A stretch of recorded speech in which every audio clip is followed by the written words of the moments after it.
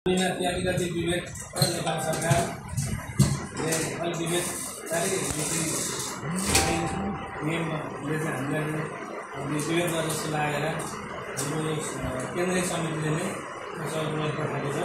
त्यो सर्कुलर अनुसार हामी मेयर साहब यो सर्विसको बेहोरामा पढेर सुनाउँछु। माननीय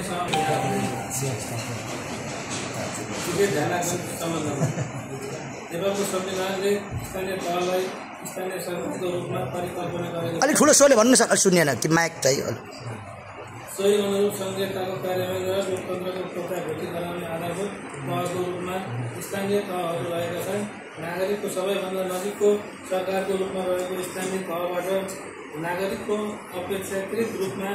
अधिकांश सेवा तथा सुविधाहरू सरल सहज तरिकाबाट प्राप्त गरिरहेका छन्। तर विडम्बना नागरिकलाई सरल र सहज तरिकाबाट सेवा प्रदान गर्ने स्थानीय तहका राष्ट्र सेवा कर्मचारीहरूलाई हौसला उत्साह र सुरक्षा प्रदान गर्नुको साटो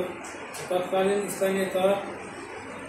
कर्मचारी केन्द्रीय सरकार समितिसँग राष्ट्रिय स्तरीय ट्रेड युनियनहरूलाई साक्षी राखी नेपाल सरकारले मिति 80/6/27 गते गरेको सम्झौतालाई लक्ष्याउँदै सबै तहका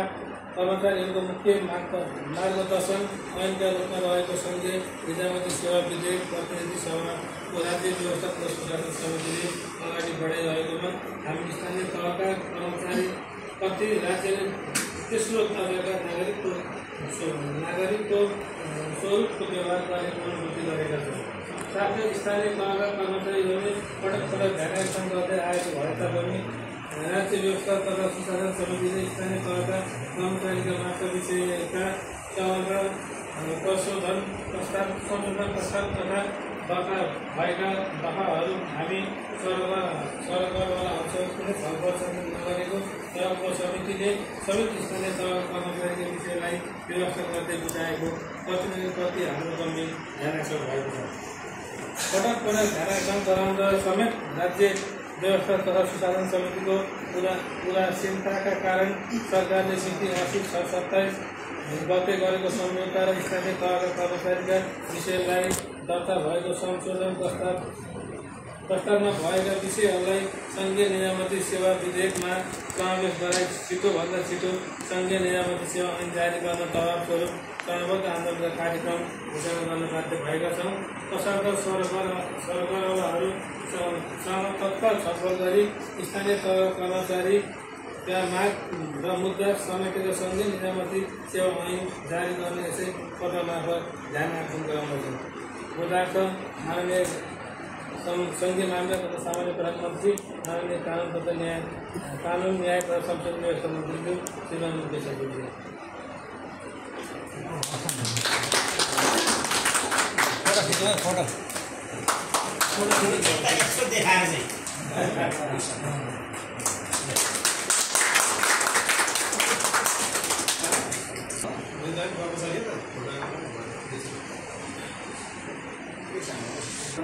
नेपाल